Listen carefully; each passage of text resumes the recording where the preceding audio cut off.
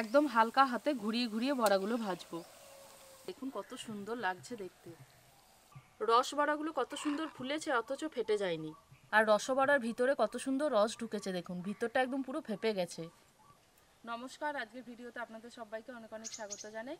আমরা সাধারণত মিষ্টি বাজার থেকে কিনেই খেয়ে থাকি। বাড়িতে যদি খুব সহজে মিষ্টি বানানো যায় তাহলে কিন্তু আর বাজার থেকে কিনেও খেতে হবে না, অথচ এর স্বাদ থাকবে একদম অটুট। আজকে আমি বানাবো একদম সহজ পদ্ধতিতে রসবড়া, আর সেটা বানাবো সুজি দিয়ে। তাহলে চলুন ভিডিওটা পুরোটা প্রথম থেকে শেষ পর্যন্ত দেখতে থাকুন, আশা করি ভালো লাগবে। রসবড়া বানানোর জন্য আমি এখানে 200 গ্রাম পরিমাণ সুজি নিয়েছি। সুজিটাকে অল্প আঁচে ভেজে নেব।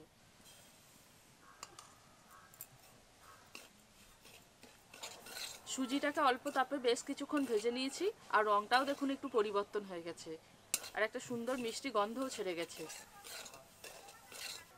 এখানে আমি নিয়েছি 500 গ্রাম মতো দুধ। এবার এই দুধটা দিয়ে সুজিটাকে ভালো করে সেদ্ধ করে নেব।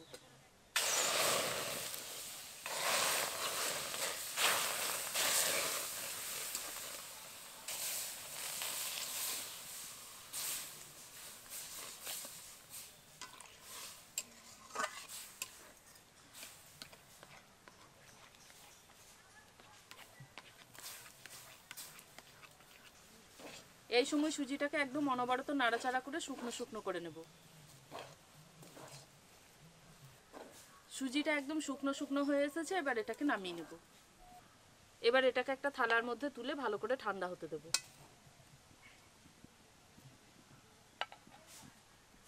সুজিটা একটু ঠান্ডা হয়ে এসেছে, এবার এটাকে ভালো করে মেখে নেব। বড় চামচের 2 চামচ গুঁড়ো দুধ দেব। এবার এর মধ্যে দেব বড় চামচের 1 চামচ পরিমাণ ঘি। এরই মধ্যে দেব খুব সামান্য পরিমাণ বেকিং পাউডার। এবার সবগুলো দিয়ে ভালো করে মেখে নেব। এই সময় সুজিটাকে এমনভাবে মাখবো যাতে একদম পুরোপুরি মসৃণ হয়ে যায়।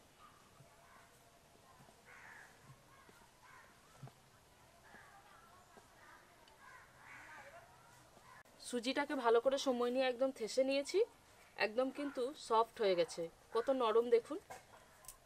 এবার এখান থেকে অল্প পরিমাণ নিয়ে নিয়ে হাতের মধ্যে ভালো করে পাকিয়ে বড়ার মতো তৈরি করে নেব। আর এই হাতের মধ্যে যখন পাকাবো তখন কিন্তু একটু চেপে চেপেই পাকাবো, যাতে এর মধ্যে কোনো রকম ফাটল না থাকে। হাতের মধ্যে ভালো করে গোল করে পাকিয়ে নিয়েছি, এবার সামান্য চ্যাপটা করে দেব। ঠিক একইভাবে বাকি বড়াগুলোও তৈরি করে নেব।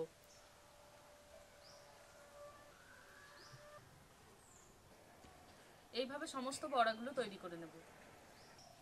সমস্ত বড়াগুলো আমি একই রকম ভাবে তৈরি করে নিয়েছি। এবার এটাকে ভেজা সুতির কাপড় দিয়ে ঢেকে রেখে দেব। রসবড়া বানানোর জন্য এবার আমি চিনির রসটা তৈরি করে নেব। চিনির রস বানানোর জন্য আমি এখানে 300 গ্রাম পরিমাণ চিনি নিয়েছি। এবার এই বাটির মাপ করে জল দেব।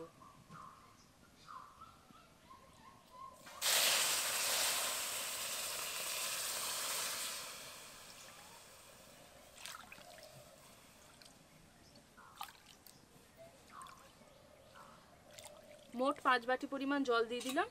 এবার ভালো করে চিনিটাকে গুলে নেব। চিনিটা ভালো মতো গুলে গেছে, আর রসটাও কিন্তু ফুটতে শুরু করেছে। এবার এর মধ্যে দিয়ে দেবো 2টো ফাটানো এলাচ। এবার কিছুক্ষণ জাল দিয়ে রসটাকে একটু ঘন করে নেব। এই রস কিন্তু খুব বেশি ঘন হবে না। আরও কিছুক্ষণ রসটাকে ফুটিয়ে নিয়েছি, দেখুন খুব বেশি কিন্তু ঘন করিনি, একটু পাতলাই আছে। এবার এটাকে নামিয়ে নেব।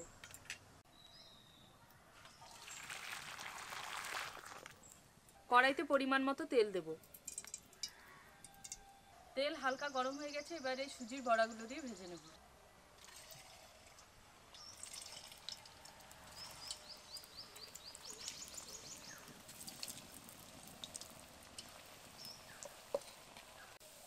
বড়াগুলোর একটা দিক লাল হয়ে ভাজা হয়ে এসেছে, এবার উল্টে দিয়ে অল্প তাপে একদম লাল করে ভেজে নেব।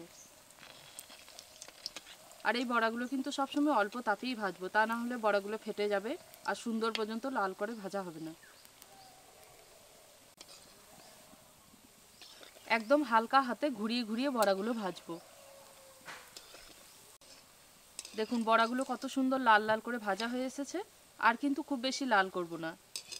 এবার এগুলোকে তুলে নেব।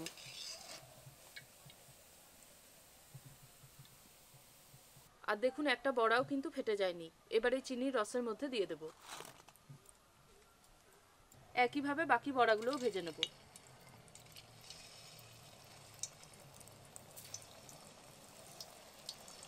একইভাবে এই বড়াগুলোকে উল্টে দিয়েছি আর দেখুন কত সুন্দর একদম লাল রং ধরে ভাজা হয়ে আসছে। তাপ কিন্তু আমি কমই রেখেছি, খুব বেশি তাপে কিন্তু ভাজিনি। এই বড়াগুলো একদম সুন্দর লাল লাল করে ভেজে নিয়েছি আর দেখুন কত সুন্দর লাগছে দেখতে। এই বড়াগুলো এবার রসের মধ্যে দিয়ে দেব। সমস্ত রসবড়াগুলো রসের মধ্যে দিয়ে দিয়েছি। এবার এগুলোকে রসের মধ্যে ভালো করে ডুবিয়ে ভিজিয়ে নেব।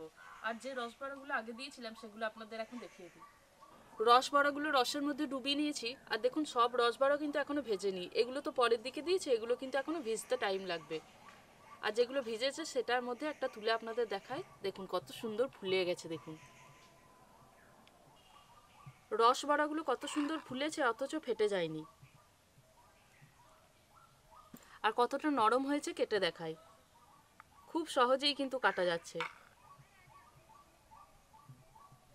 আর রসবড়ার ভিতরে কত সুন্দর রস ঢুকেছে দেখুন, ভিতরটা একদম পুরো ফেপে গেছে।